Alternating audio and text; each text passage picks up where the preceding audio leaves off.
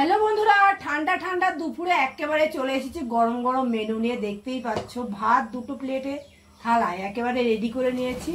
আর কি কি রান্না করছি চলো সেটা দেখিয়ে দেবো। বাইরে পায়রা উড়ে বেড়াচ্ছে, আর আমাদের এখানে ওয়েদার একেবারে ঠান্ডা, বৃষ্টি প্রচুর পরিমাণে হচ্ছে। তো চলো দেখিয়ে দিই ঠান্ডা ঠান্ডা দুপুরে কি গরম গরম মেনু করেছি। সবার প্রথমে দেখে নিচ্ছে, দুই থালায় মানে গরম গরম ভাত গুছিয়ে নিয়েছি।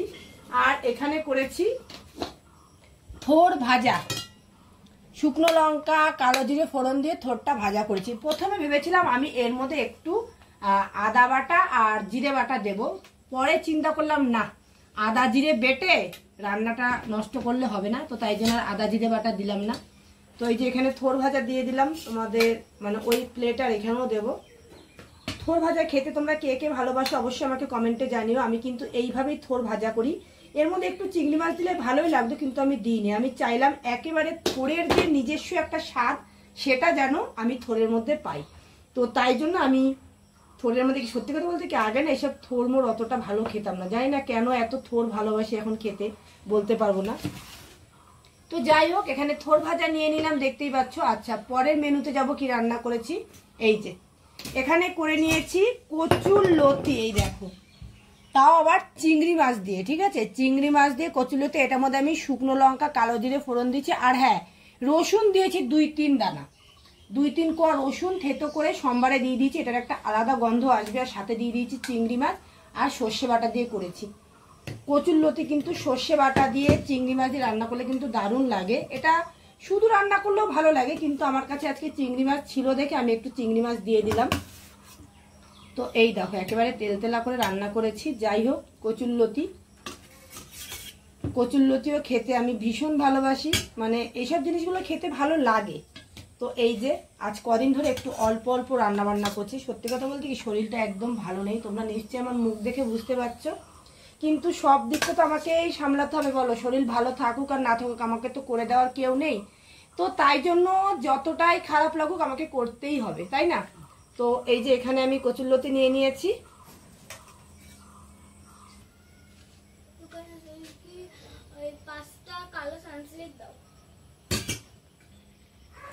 তো যাই হোক, খাওয়া দাওয়ার মাঝখানে একটু দোকানে খরিদ্দার এসেছিল, জানো তোমার দোকানে খরিদ্দার আছে, তাই আমাকে একটু উঠে উঠে যেতে হয়।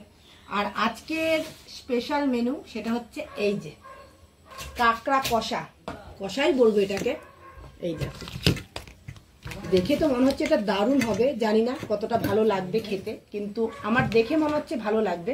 আজকে না কাঁকড়াটা আমি একদম একটু অন্যরকম ভাবে করেছি। প্রত্যেকবার তো গোটা গোটা রাখি, আমি এবার আর গোটা গোটা রাখিনি। কেননা গোটা রাখলে না আমার মনে হয় রান্না করতেও অসুবিধা হয়, আর ভেতরে মশলাও ঢুকে না।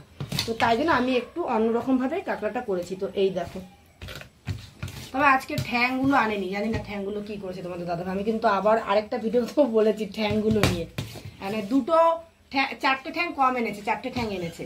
তো এই হচ্ছে কাঁকড়া। এই যে কাঁকড়াটা সত্যি দেখে দারুণ লাগছে, জানি না কেমন হয়েছে খেতে। এই যে, তো কাঁকড়া রান্নাটা কেমন হয়েছে। আর দেখো রান্না কিন্তু কম কমই করছি, কেননা ইচ্ছে করছে না, রান্না করার মতন কোনো মুড নেই। তো এই যে তোমাদের দাদা ভাইয়ের জন্য এইটা গুছিয়েছি, ঠিক আছে।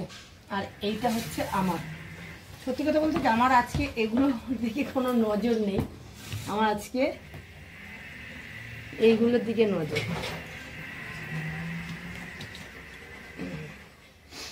দেখে মনে হচ্ছে হেভি হয়েছে গো, জানি না কেমন হয়েছে।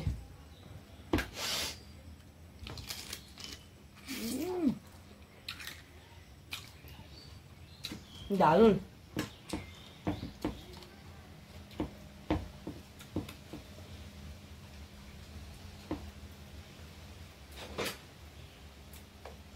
কি ঝাল হয়েছে,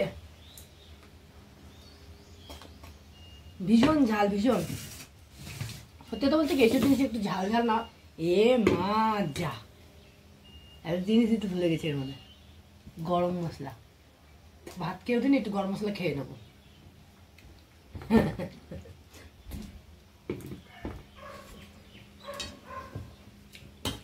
তো যাই হোক,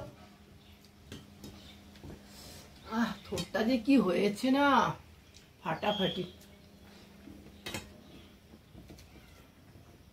দারুণ হয়েছে ঠোঁটটা। একটু কচুরলতিটা খেয়ে দেখি।